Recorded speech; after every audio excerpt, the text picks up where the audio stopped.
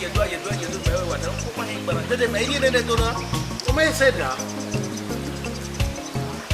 Maybe simply, and do you quit away a kitano secret or if you have met a man where women are. What would be there? You go no ala motor balance. Oh, we are making motor. You got my waist cocoa when I am a very right. You go to Massico, we are right. Okay, now you may not give me good Mayala motor in the Millet City, outside city. Where came up away? We are team go pay money with Bologna. Attachment to motor were paid in to tie up.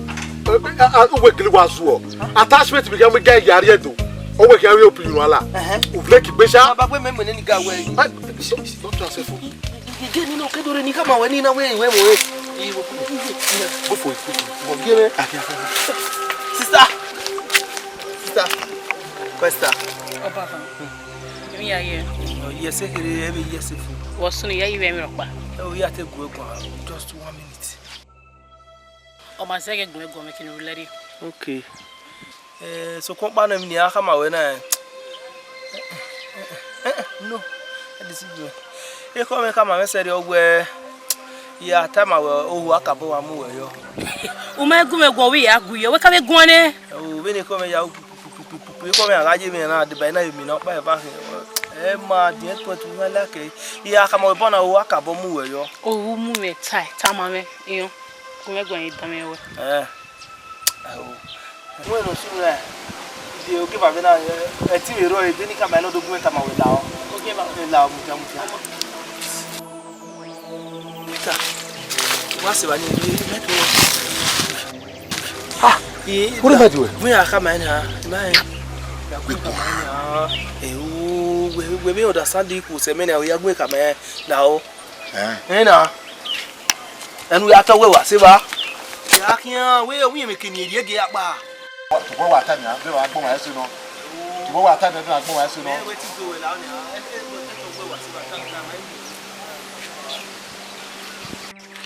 What are you here? No, what time we are? Baba Piro, my nigga.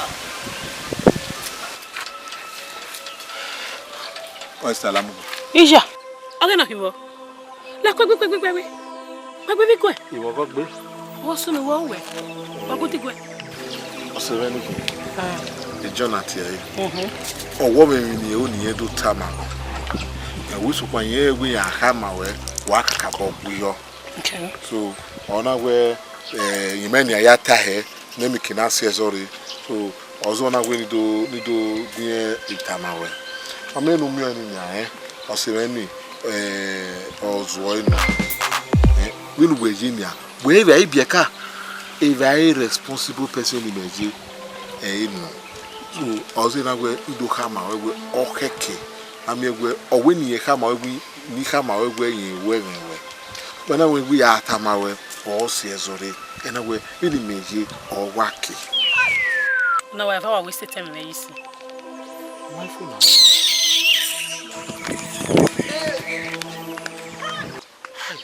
One minute, I think Ubera Musinia. Look what it costs. Ubera Musinia. Eh? What's not one minute? Let me tell you, one woman, or one minute, don't be 1 minute. You walk back. Oh, do 1 minute. Was what you were here in 1 minute. You take Benin. To look for 1 minute. You quit. What was your Jamina? Peter, what day was there? Who be man with her? You give Okeka. Ain't a time where and my bar. Peter, never tell where we're going. Everywhere. Then way, Madman, no, it's a point of finishing it. Oh, feeling. Maddy, where Tipano of Philip. Yeah, what's about how we for? You water, well, Boma, yes, you go walking. Oh, Boma, yes, you know what walking. You water, you kiss so much about water and walk with us. You will not at all. Do Mamma will go by a tap for the wine, was it? You are toast. Hi. Bros, sister. Oh, Papa, we're going to go where I'm going.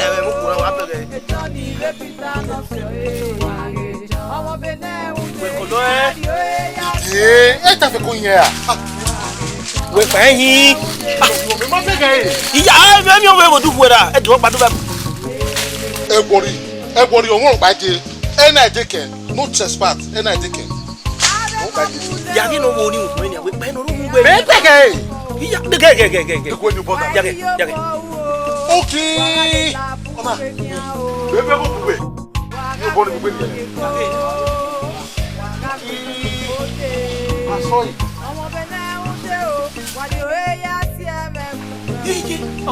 Hey! What was it? Hey! Hey, what was it? So what call cash banana? Like thief. Eba. Una we avoid the little color me not to be. Hi, me akola ki wesa. Ajoy. Just calm down. But me not to una we dey una go vo, me not to we. I say calm down. Una we pluck cashew. Me not to we do color go. Oh, ta. What dey do? Adero. Agwabwa. I say calm down. Eti me ra, I me color nu wesa. Can't I see your face? Iji we one. And don't go about you nara. So no wonder. If I take cashew, we make call cashew, him cashew. So what do you call? And I buy. Calm down. Ebo, what do emoji? Ah. Hey. Yeah,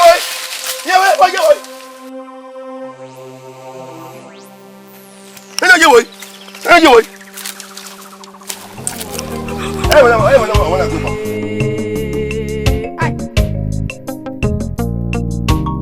Evi na Maria nuwa, uwarie. Evi o kone uwa, uwa do kolokia. Why make you na ya? Wait.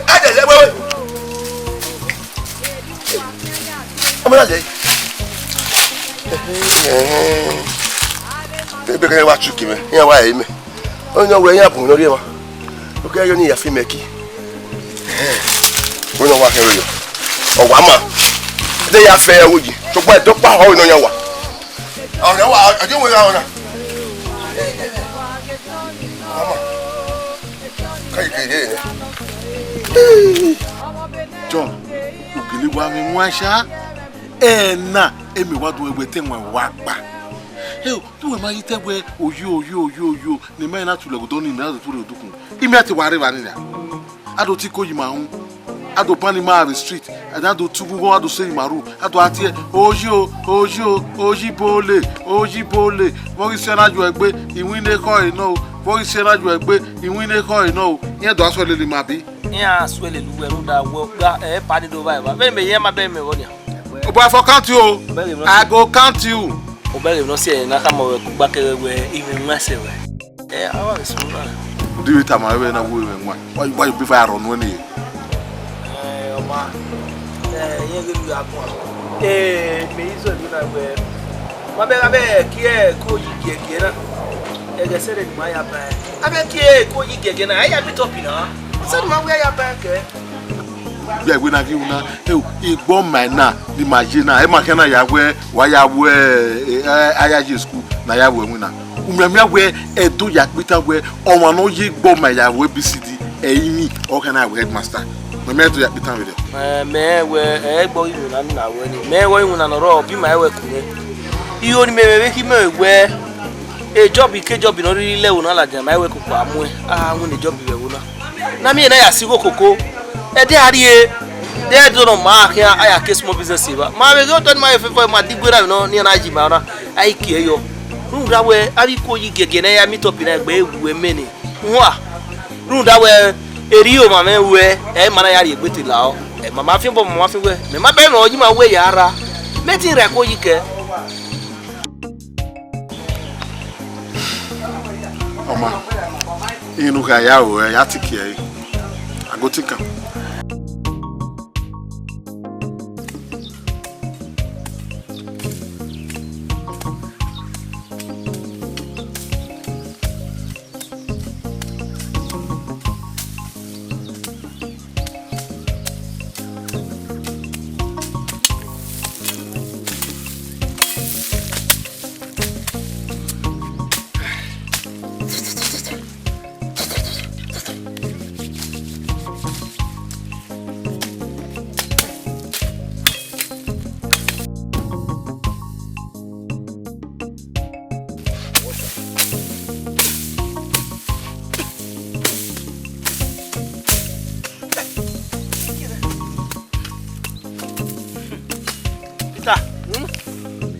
Ya de nule le kuna fe.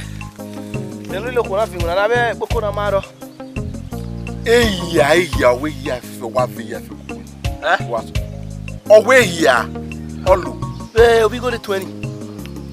Oh, ko ni un dan wa na ri eyi a gbo wi wa. No sunu ewe. Imuna na. My winning creative ma se na wo. Ma se no kai. Do ya yi be so ya gbeboko o ya gboni careful ku nwa ri ni. Ya. So. Do pe mo ya.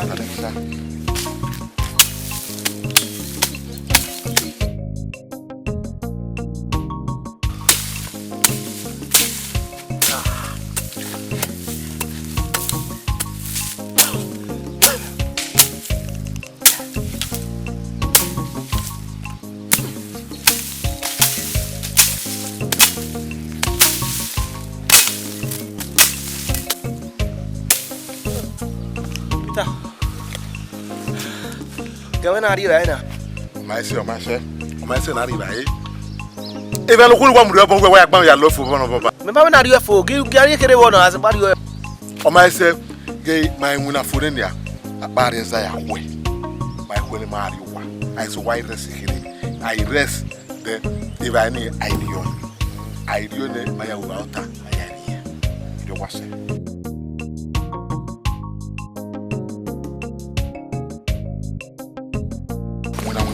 Una.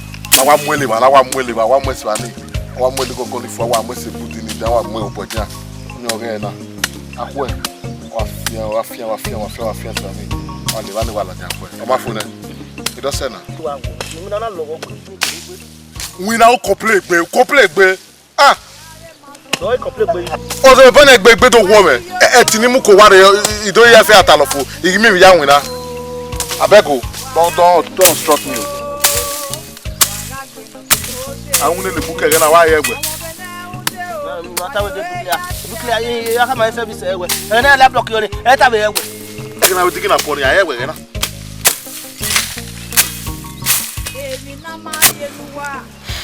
What is? Ya egbe de gbo ma wo me.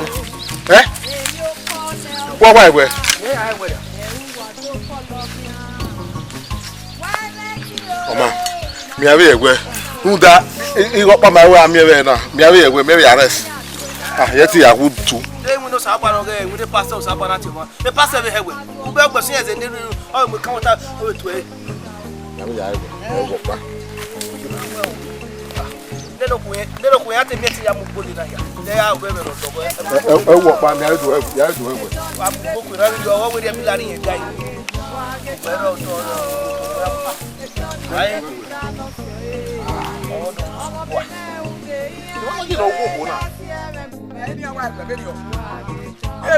ilẹ̀ bògbé ó tààrẹ gbọ́sẹ̀ bògbé yà igbó àsáfò máa sún kẹmẹ níyà yáyà bọ́ gbọ́sẹ̀ máa yà máa múnà yà rí bọ́kì ìwà tà lọ ti ẹbọ.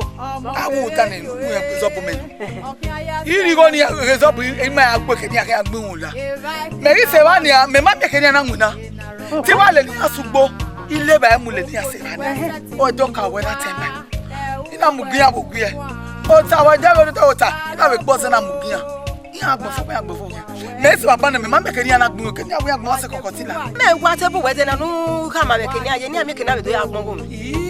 àwọn sábà máa jọ. ẹ̀rí ẹ̀dọ̀ yà gbọ́n yà gbẹ́ sábà kí mo fẹ́ tọ́. ẹ mú níyà ní ẹ̀ là lónú wa. ìyá pọ̀ musa o wẹ́ sọ́kù kàmẹ́rẹ́. ibu ya kíá ẹ̀ nà tí yà kíá àrígọ́ mẹ́mẹ́. gbàgbà abọ́ yà gbọ́n lọ rí. ẹ̀ yà kà mí àrígọ́ mẹ́mẹ́ pọ̀. yà gbọ́n lọ rí abọ́ yà mí ó gé bàmẹ́ bò dá wa. Ejo ni repita no si o e ọmọ Benin unde iya di o e ya si eme kumenia ọmọ Benin unde iya di o e ya si eme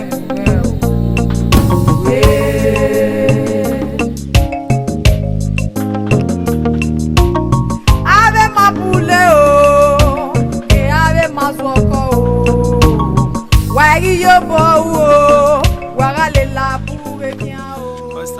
Woki. Lareu. Wo ko tani mi edere. Wewe no. Mudiana sister, Mudiana. Ah. Woki. Sala me no. La wo e no sunu edere o ko ya no give am any yanu e. La wo monya ya ni gebi o me gbe la o e wona ya me kwekwe ma papa ke fa ni egbe no si la o oma idame ngo wetai nita wetai na no yira e bana ya gbogbo na yo maso na lela sister iwe me we kakabo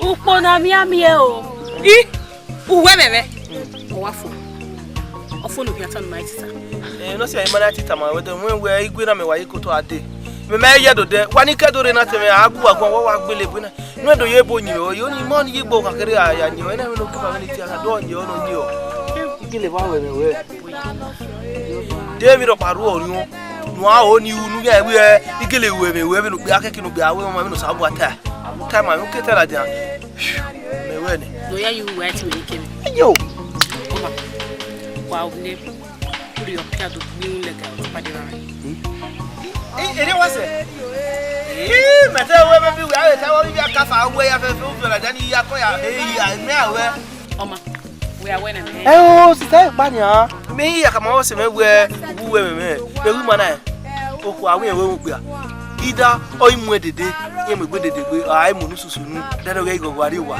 we me we ro pa wa pa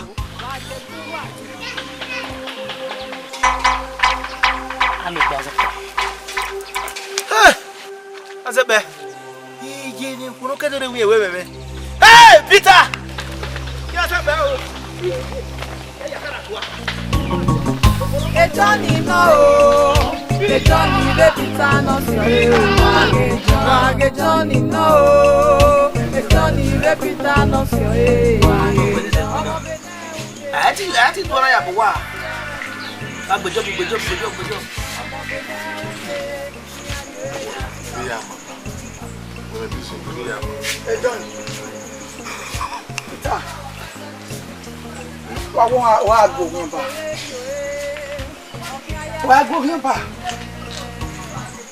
Wa go nyamba.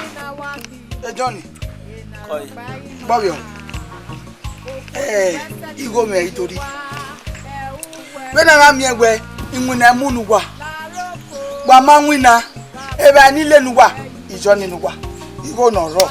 Wa iri eme. iye me ma understand nu wetana Mama you boy agboto wa ni ni a. Ti me wa ebo kota ti wonu ya fiapia. Ti wo ya ebo kota ti wonu tu. Ti wo ya ebo kota wo ya kuna. Ah? Ki mana wona kire nya. We ma no ku ne kwere ro e ma wona. No gbe no ro ma ti won ni va ni go na fu. de we me bi wo gwalwa no amu wewe enwuna ni oni ke na yin na yobo ya eke no boys ti wo ma we ne wa ewo no bi hu aya yobo gbepoko ere ya gbepoko we wo no Boko. E buto za makia. E mena mu na ni no gwa. Me ma lu gwa ya ge. ge ni ma be gu Ge ma lu abola we. Ah? Ti ma ge ma won. yo agbu ma ba mo no ma kinu le kuma Wa di go mi. Me egwe aka gbupoko edizo aya gbupoko. Ege mena di uwo. Kale mena. Wa di go me agwa ri eme. Wa di go me agwa ri eme. Wa di go me agwa ri eme. ma wona no ne Wa di go me. Wa di go me. Wa di ba. Papa ba ya. Wa di ba ya. Wa le kian. Iti asu e gugu akwa le kian. Iga wele gbere. Ije iga wele gbere. Ave maso Ya kama egbe. Uje we agbe ni. Agbe na we abuje. Uje ke mi amia we atefe ni. Uje o kete. Ba. Johnny no Johnny the Peter no so Wage Johnny no Johnny the Peter no so Omo Benin unde ya di o ya si eme kumenia Omo Benin unde ya di o ya si eme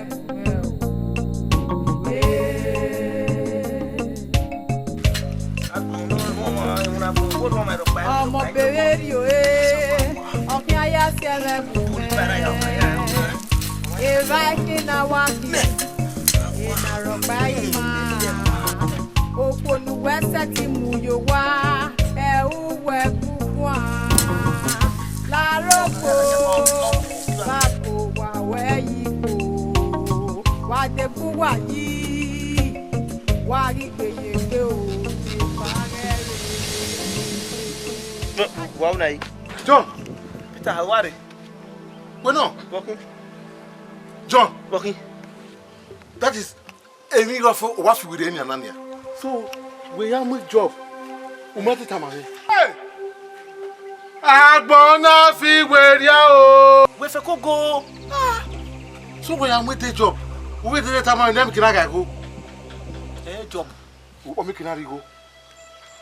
Ta job yi. We wo ko ko ni kama ino ka do re. Me wa mi na wa ino wa si ori okoko. Ile atobo ka ma we iwe mo. Ona wo ko yo. O so ko pa na ni aya e we igele we mi. Ngege no ma ki hu na. O ni wa do bole yin ba ere ere. E ke na we ta mi go. O ma say na masimo kwa gba ma we ati. E na ni ko wa do ki ai. E ye ko ka.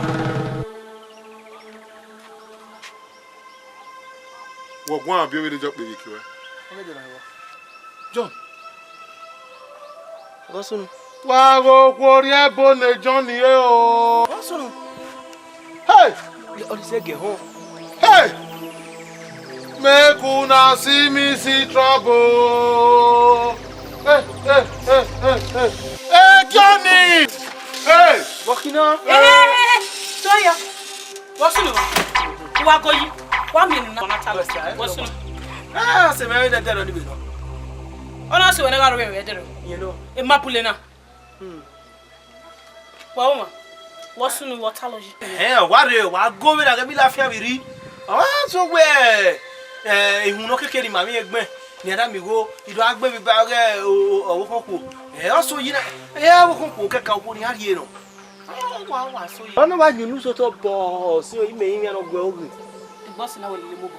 O. There do na ko. Mami we just na big. Ebere. Guy, gweta ma we sister, gweta ma we. Una seti mwedag moge Johnny lia. U seti mwedag numeria. Agwagwa. Tuta fu mi o. U seti fu li me. I wasi gbe ge awe na wa na to na touch like. Awe se bebe lo lo we se wa na to we se wa. I don't care. Mo pa ri ko. E o la re. There do na ko. O ma be ye wona big on. O ma go na hi. Ebo get a tire bet on safe that flocks together. Ma be ga go. Yeah. Yo piano to. E de big me. Ke we imo de me o na. E la wa. E ma we. Ya be we ni aya we.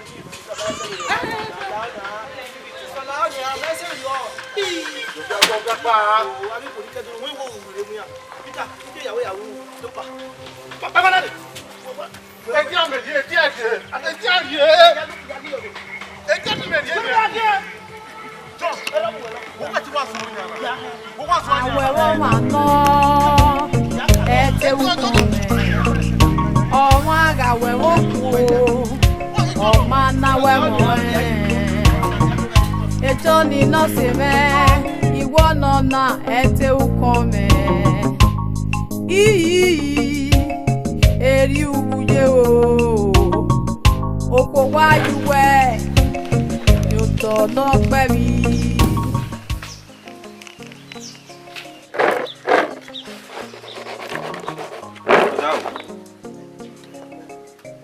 Tene me soni atama o. O se bata mo me busy na. O ata baba na. Pe no kero morion. Ya wa serious ya. Pe no kero morion. Apon ja. Brother. Iwu wesu e ya redo. Iya me moto, iya mo wa. Iya iwe ya do moto ya bigwe no riedo. No do stake ya. We ma se we aje do. Ma we ari ya kwa ro agbun lele ya yan. Ave e be ka ni ma se ro ya do ya agbu ya do gbegin wa ma. We la wa respect totally. Won do ari do no do mu me. E yo ni tama we. Finish there. Phone. So we me na so. So we me wa mi na so ga yo pia ku me kia. Kiri kai. E do te ya pitan we I mi na se we gbe na mi na. We me na loga e. Wala. I dey know what apa. Inu poje. How many years you are? Unu poje. 22 years, 22. 22 years. Yeah. Only know where Ukpe Vakeka. Sorry. Only know where Ukpe Hakeka. Eme ya pion we. Di me ma fe. Only mo nu we fe a. Do your mama. Only mo nu give her ma. Mero tu no neru we iye mama ne no no to tinye ma. Mero tu no neru we uno lodion nere la won to tori. You can come out o. Megwa. Moze nu we to we mana we ariye do nu we ya fe nu we do we je fe ni ya sakwe me. Am I forbidden? Ti me wa. Am I why? Ayo. Now, we be ariye to go agwali go wa mi go ni no we to tama me. Me do we we be fe ni. Ma believe me we. E ma de believe wa to. Me di we na. About on. Babe e we. Go be e we. E ri pa mu e. Brother, ikwe o do ariye to. Don't want ariye to. Do ariye to. Wa do wa ba gon. Me pe we me na ikwe. E ta ko to ma ba e we ro ke mi go no mi e. Ta ko ti. E la wa lo ya. Do ariye to. O ma te ke ta jina ya lo mo down one. Go mo ji e. Iwa no ri san ya 7 na. Ya 7 ya. We have any somewhere life e gbe na ta wa. Ayo na ya si.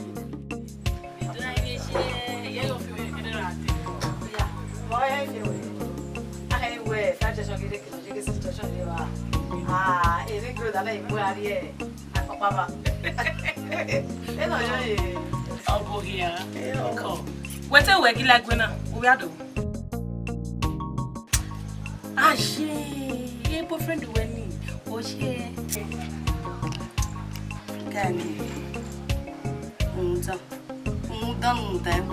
Awesome. Then you're something to ask.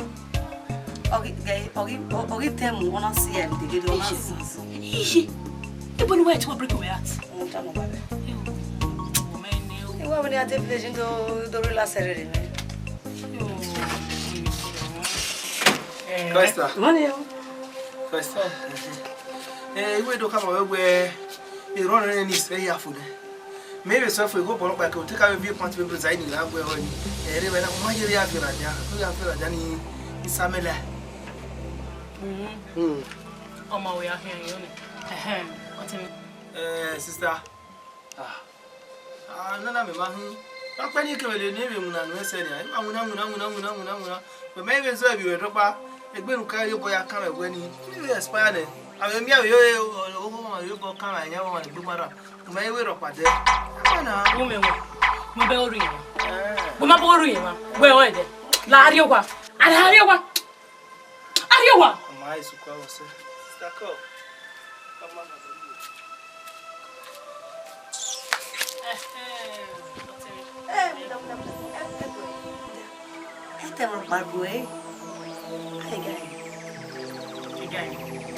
They're one of these local champion or regional Local champion.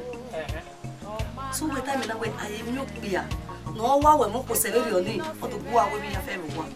We are vehicle on this. I am you. I am your TV. I am here. They have winner. Me do be we for ke. One day. Anyway, ya we na o ma ri ma wo we me again. Yeah, we. Oh, we ya wo. Last order. Oh, we go sell again. Tena na obadi gbe Just why we down. Oh my eh. Oh my eh.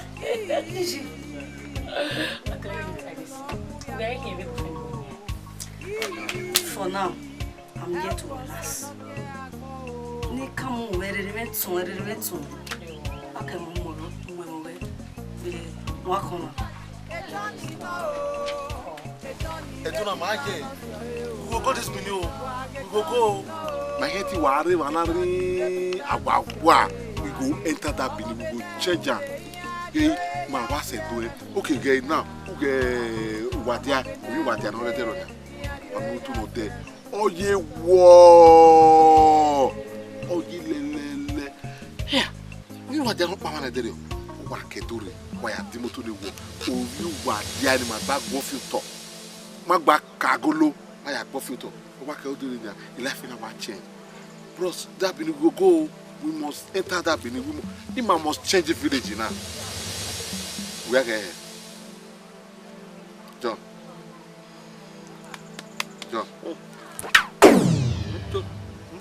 we are we go say why that is ni me wa ta sin me na wa do nu pre na interpreter we ma dey on pa bo we na ta lo mao do wa o ta ma me no bother we wuri on da ibu no bitan we wetin affect one affect all ta ma no worry we get anu mama no keduri no obeni ya yiko bo me ya ka ma we ewe mo mu na baro na ya we ya o ya you le ga we you opon e part of mo ya o kan be mo fe yo nu so wa so we I love you no ro su ko awe yan ku ya ga ba na me ro wi an na aku me wo sinere okun me we ni chas aku we o ka we ro ya aku me we ni pa wa ni re so na o magile de ya we au ibege ne we ai ya we go John uwe wa we guess no ke dore ni geta po me ahia iya ta po ma we ma bege eruka we wani o ma bege omonigo ni raswaba ma bege ya wani egbe ni okiki no ga ta po ma inu okiki na egbe ni ma wa ari agbobo lore mi village o ma wana ni ma ya ha no ko wani ya po ba na ko no ma ro e ya po ba ni ma to ma ya ha ni no je ma ni ma vio en we aya you no ke dore unwe na gele wa ma bigo abi be kan be ku wa me na no wa gele wa package na iya type of ma we no be one type o any package be Peter ibere ne we emi amenu fun mi inferiority complex e wa ti inferiority complex e okun mi ke I go dawo emi na we ya fe reverse we be ho we na ya fe wa gbon wa ti e we gbe ki gbe la we gbe guy eru mi na me we me ma fe me ti be do ko ro ma fe hu a de we du me ma gbon wa no ata me wo ma gbon ti me do agbo ko du me ma gbon wa ta de we ma gbon isi ke de we ari we gbo ndo abi gbo me we gbo na me ti do go no me gbo mi ma be ya ko ya se wa ma ko John where bigo John Johnny Peter no si o wage Johnny no Johnny Peter no si o wage ọmọ Benin unde ya di o ya si eme kumenia wage ọmọ Benin unde ya di o ya si eme kumenia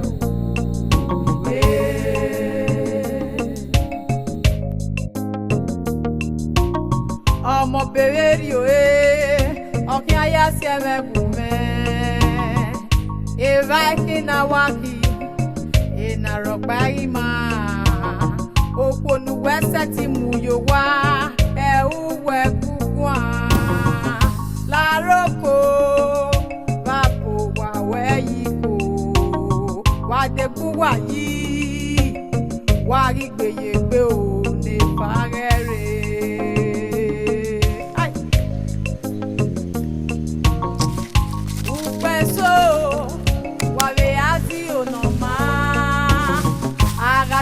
no ma gbeso o eyare ronga wazi no ma gun wa ga John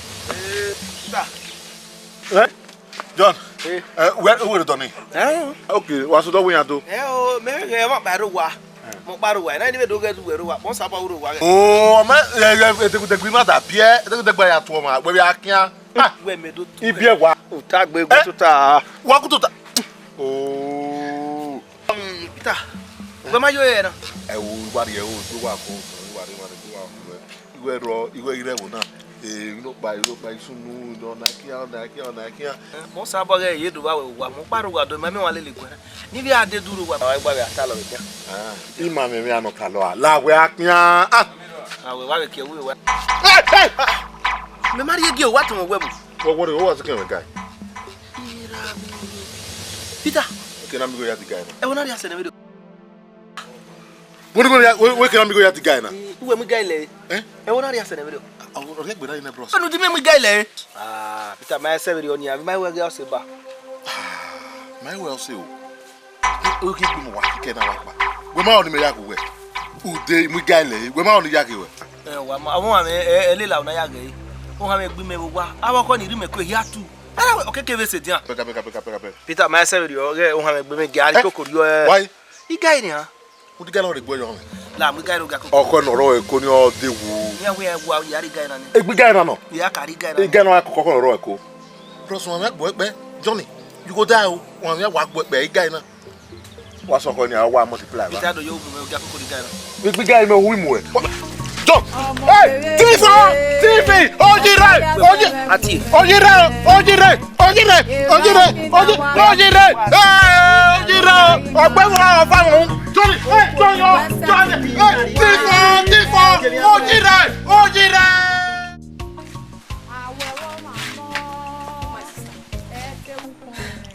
Oti mo tani wo ni no we. Again na. Waya wina. Asin who na we ga ni video ni. Te guy no.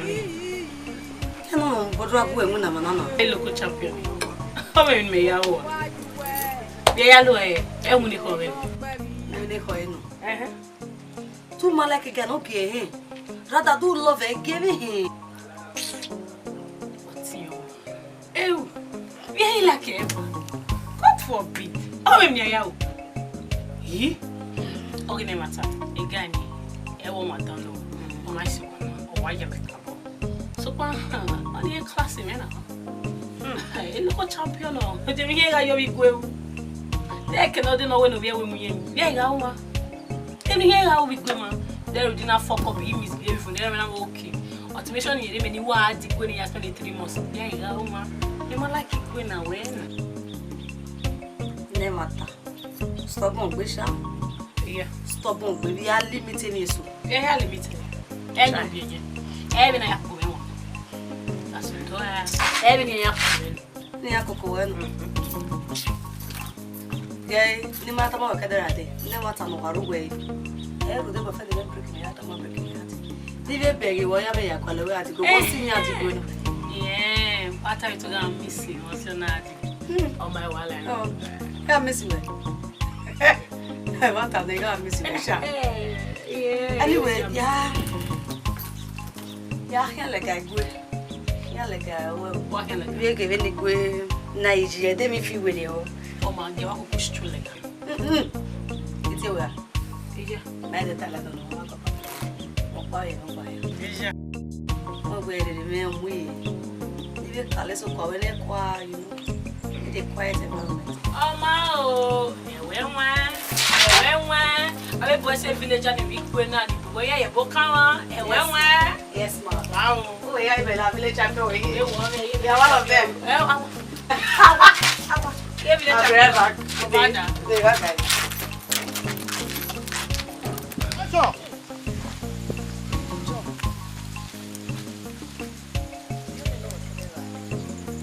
What problem you with? Why are you already going now? Anyway, you know, how can one man no papa no now or no yes? And no why you already with one most say no so say na. Mata utani. Mete wezobi we do ehina ewa. So kompa na popo we agbon no. Ni ma wo give am nkesi go kokoko mari edo. O ma gba e. O we abukere me we yari wai. Ma we do ga e bo no pa we. De gi moto na do bogba. Imera ime je wedo. Ekene ya otai. E mara ko ye bu ma fu me mara ko gbejo bukere kere we go we dia. Wewe ese otemeno. Era osimira. O hama me severe oni we. Ni ma we mi we. Me to bi me be. O bi ai we gba we mi we uni. We ku ye gbo ya we abi nguna no makia ni. Ni no wotana. Ma mi ko no we me we. No bi ya o me. Wari ya. Aje, o se ni hena ikwe. Ne hi afa me teguru ya go otu na. Igwe ro na we bieri Yakwe. Okay. Ogi mame we. Na danwe gi. Ma we. Yakwe yo. Eh, yakwe ikwe yo. Ikwe yo.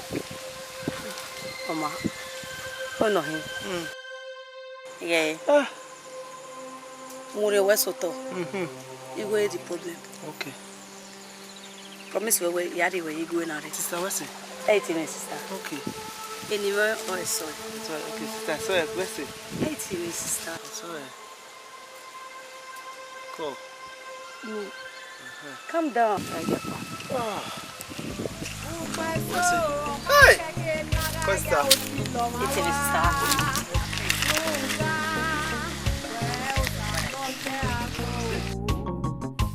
Musenia. Hey! Hey! Okay, nya yo. Ye ala wo a. Ola wa. Ko foni bi.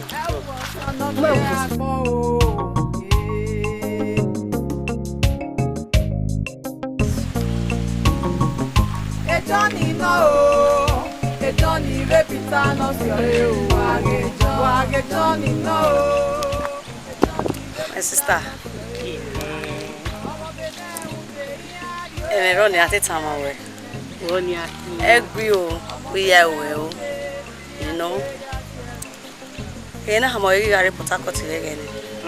Where after school we got with some menial jobs. Yes, yeah. I will give you a towel, but okay, I know there's some parts. Yeah, I'm gonna wear it. Sorry. Tell us. Okay. And we maybe Port Harcourt, Savannah. Oh no way. The only thing my mama look at be.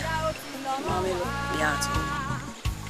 So any affair garuso no yami yadi go.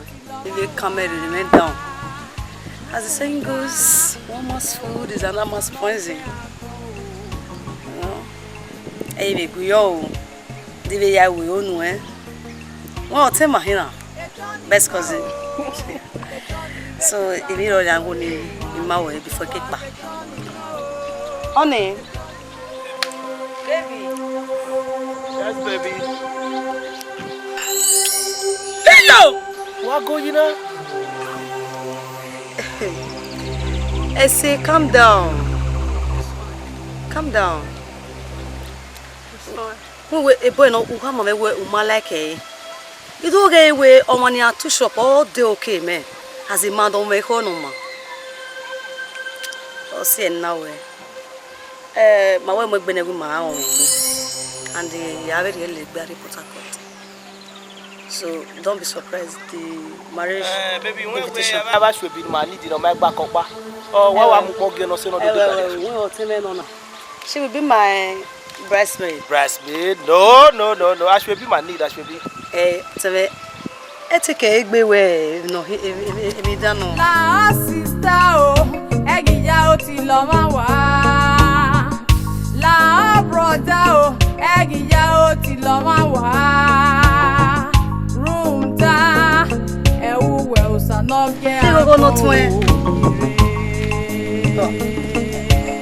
listen.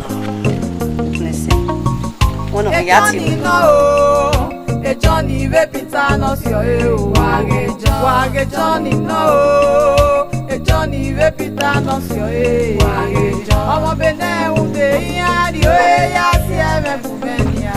What's on? Don't worry. Iya level don't change you. What? Idiot Port Harcourt ya be gbiradu. Nu mo e bad dream we akedo. No be gaba. Hey you. What John?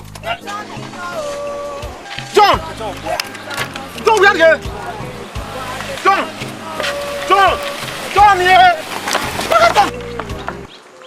What John? Hey, ikawa tawe John na obelo wo wala. Ije. What John? Iya wa pa. Wa ka wala mo tutu wa wala jompa. Ije. Ama tan was stress now. Ode ejo lo pe wo wa fie ba na. Wo fie. What did they cry you? Wo ya wo fie. Di. John we yo de John we na fie. What time me yo pa le John ni. No wa be ni be time yo pa le John ni be. Ihe wo ge Port Harcourt na. Ye Port Harcourt na ye. Oh boy ba gma ba ori aro ma wa dey mu do do. Hey. What's it also?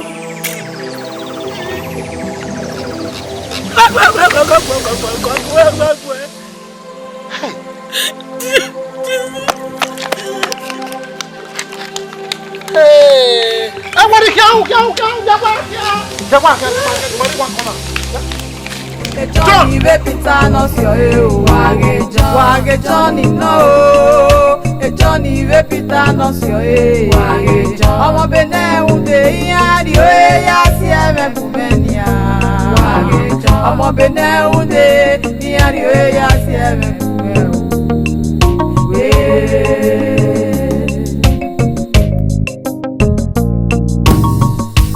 Johnny no Johnny Repita no sio wage Johnny no Johnny Repita no sio wage Omo Benin unde yari ya sieme bumenia wage Omo Benin unde yari ya sieme bumenia